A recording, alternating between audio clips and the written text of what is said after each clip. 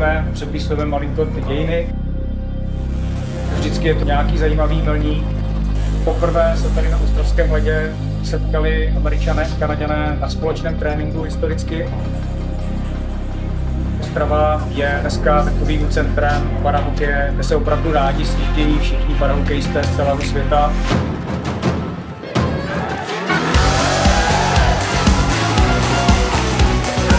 I'm happy to be here. I love this arena.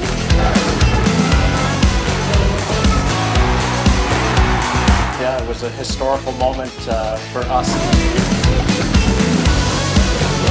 Jsem rád za ty holky, že opravdu mají to srdce a bojují.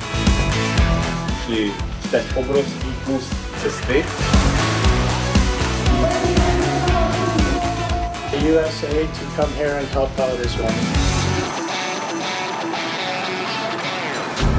Ostrava je jenom meko parahokeje, ale meko vůbec sportu v České republice. Chceme ukázat hlavně fanouškům, jak se dokážeme přiblížit těm kýženým cílům.